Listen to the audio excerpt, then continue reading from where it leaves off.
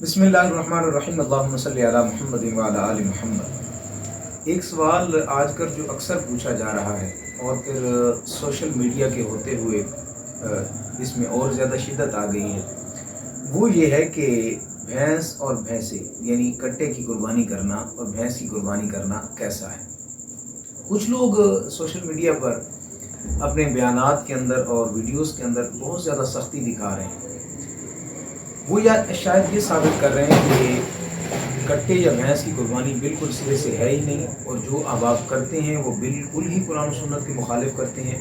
लिहाजा उनकी वीडियोस से और उनके बयानात से ये तासुर मिलता है जैसे ये कोई मन घड़त और ख़ुद साख्ता बात है।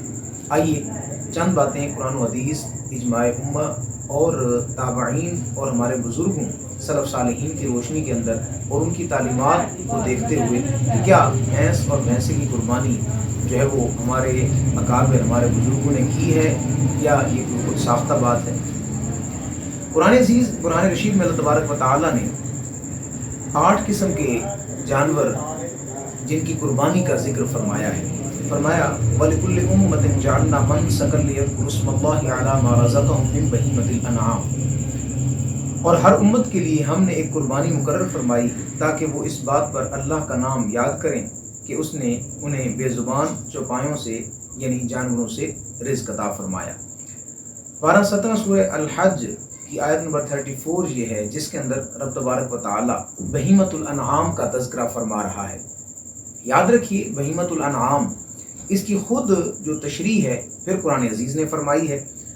कुरान अज़ीज़ ने एक और मकाम पर फरमाया समानियत अज़वाज मिनद्दान इस्नैनी व मिनल माज़ इस्नैनी व मिनल इबिल इस्नैनी व मिनल बकर इस्नैनी। इस मकाम पर कुरान अज़ीज़ ने बहीमतुल अनआम की तशरीह और तफसीर करते हुए 8 किस्म के जानवर गिनवाए हैं। फरमाया कि अल्लाह रब्बुल इज़्ज़त ने 8 नर और मादा जोड़े पैदा किए, एक जोड़ा भेड़ से, इसी तरह बकरी और बकरा, इसी तरह ऊँट और ऊँटनी, गाय और जो है वो बैल। अब ये 8 जानवर कुरान अज़ीज़ ने गिनवाए। अब इससे अगली बात शुरू होती है, यहाँ आकर हमें ये बताया जाता है या सबसे बड़ा एतराज़ यहाँ पे किया जाता है। देखें, अगर ऐसा होता तो फिर कुरान अज़ीज़ जो भैंस और भैंसे का जिक्र ज़रूर करता। सो आप जो कुर्बानी कर रहे हैं तो लिहाजा ये जायज़ नहीं है, यानी उनकी तरफ से ये एतराज़ होता है। तो अब ज़रा समाअत फरमाइए और इंतहाई तवज्जो के साथ कि कुरान अज़ीज़ की तालीमात को सबसे पहले हमने उनकी तरफ गौर करना है। और कुरान अज़ीज़ की तालीमात का बेहतरीन ज़रिया जो है वो इस वक्त वो तफसीर है, यानी हुज़ूर सल्लल्लाहु अलैहि वसल्लम के सहाबा ने जिस तरीके समझा, फिर सहाबा से ताबईन ने, फिर तबा ताबईन ने जिस अंदाज से समझा, हमने उसी अंदाज से लेना है। तफसीर अद-दुर्रुल मंसूर शरीफ के अंदर फ़क़ीह अबू लैस रहमतुल्लाह ताला अलैह ने इस मकाम पर भैंस को जो है वो ऊँट के दर्जे के अंदर लिया है। अब इससे आगे चलते हैं तो हदीस मुबारक से इसका सबूत सुनन अबू दाऊद शरीफ के अंदर हज़रत जाबिर बिन अब्दुल्लाह रज़ियल्लाहु ताला अन्हु से रिवायत है। आप फरमाते हैं कि नबी करीम सल्लल्लाहु अलैहि वसल्लम ने इरशाद फरमाया, गाय 7 अफराद की तरफ से है और ऊँट भी 7 अफराद की तरफ से कुर्बान हो सकता है। अब यहाँ पर तो जो है वो हिस्सों के हवाले से फरमाया।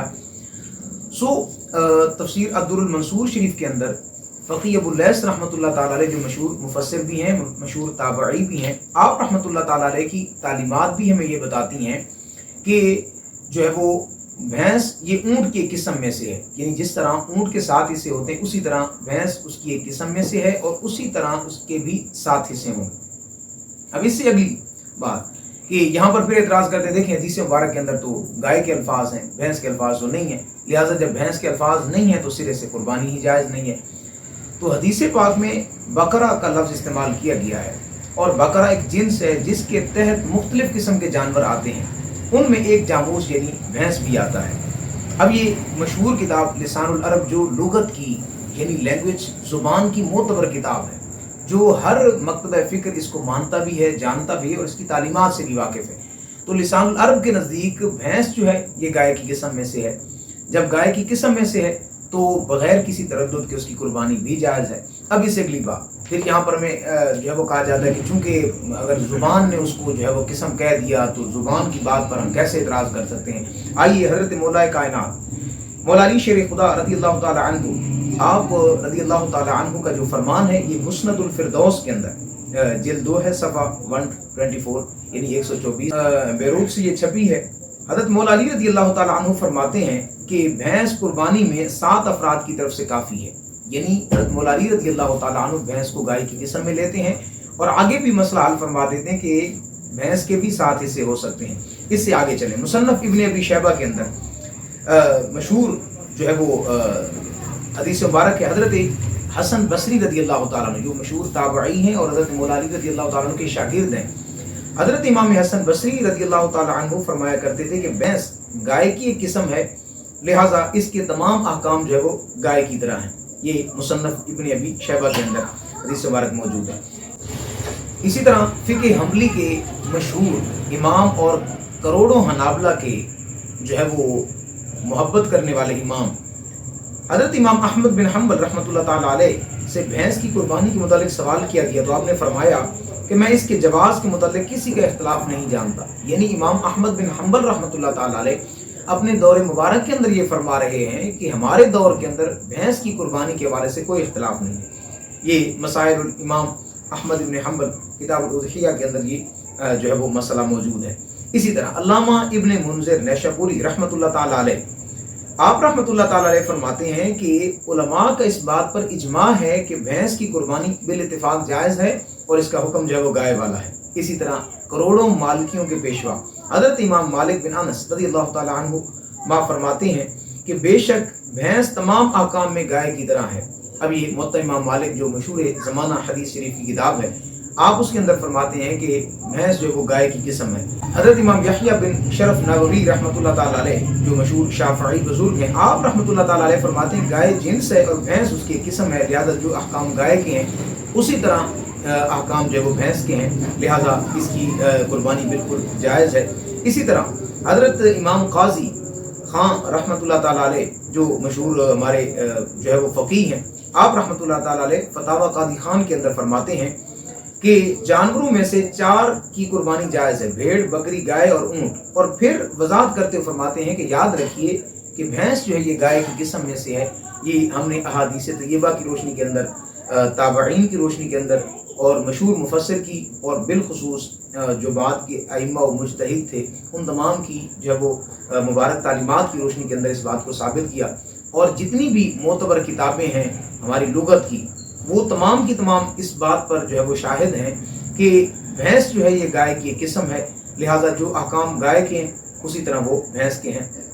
اب آخری اور انتہائی جو ہے وہ اہم بات وہ یہ ہے کہ فیصل آباد کی بہت بڑا علامہ ہے، علامہ عابد عبدالرحمن، جو مسلک اہل حدیث سے تعلق رکھتے ہیں، بہت بڑے ان کے جو ہے وہ قابل بزرگ ہیں اور علمی اعتبار سے بھی بڑی شخصیت ہیں۔ حال ہی میں ان کا ایک کلپ سوشل میڈیا پر وائرل ہوا ہے جس کے اندر وہ ساری ان تمام باتوں کو جو ہے وہ لغت کی کتابوں کے اندر اور فقہ کی کتابوں سے وضاحت کرتے ہوئے جو بڑی کمال کی بات وہ کرتے ہیں، اسی بات کو میں لے کر اپنی بات کو ختم کروں گا۔ وہ علامہ عبدالرحمن صاحب یہ فرماتے ہیں کہ اصل مسئلہ یہ ہے کہ جو لوگ اختلاف کرتے ہیں ان سے یہ پوچھا جائے کہ کیا بھینس کا گوشت اور بھینس کا دودھ جو ہے یہ جائز ہے کہ ہم دودھ پی سکتے ہیں، گوشت کھا سکتے ہیں؟ تو جواب ملے گا بالکل ہم دودھ بھی پی سکتے ہیں، گوشت بھی کھا سکتے ہیں۔ تو پھر انہیں یہ کہا جائے گا کہ جب گوشت بھی کھا سکتے ہیں، دودھ بھی پی سکتے ہیں، تو پھر قربانی جائز کیسے نہ ہوئی؟ یاد رکھیے قربانی کے لیے ایک سب سے بڑا ضابطہ جو ہے وہ یہ بھی ہے کہ قربانی کا جانور جو ہے یہ پالتو ہونا چاہیے۔ بہت سارے جانور ایسے ہیں جو حلال تو ہیں، جیسے ہرن ہے، اسی طرح نیل گائے ہے، وہ جنگلی ہیں، پالتو نہیں ہیں۔ سو قربانی کے ضابطے میں سے ایک ضابطہ یہ بھی ذہن میں رکھیے کہ قربانی کا جانور پالتو ہونا ضروری ہے۔ سو بھینس جو ہے یہ پالتو جانوروں میں سے، اس کا دودھ بھی پیا جاتا ہے، گوشت بھی کھایا جاتا ہے، ہمارے گھروں کے اندر رہتی ہے۔ سو جب یہ ساری چیزیں جائز ہیں تو یہاں آ کر ہم قربانی کے حوالے سے کیوں اختلاف کرتے ہیں؟ یہ ساری باتیں میں نے آپ کے سامنے گوش گزار کی، امید ہے کسی حوالے سے جو ہے وہ تشنگی نہیں رہی ہوگی۔ اللہ تعالیٰ مجھے آپ سب کو صدق نیت سے قربانی کرنے کی توفیق عطا فرمائے اور حقائق کو سمجھ کر عمل کی توفیق عطا فرمائے۔ آمین بجاہ طٰہٰ و یاسین۔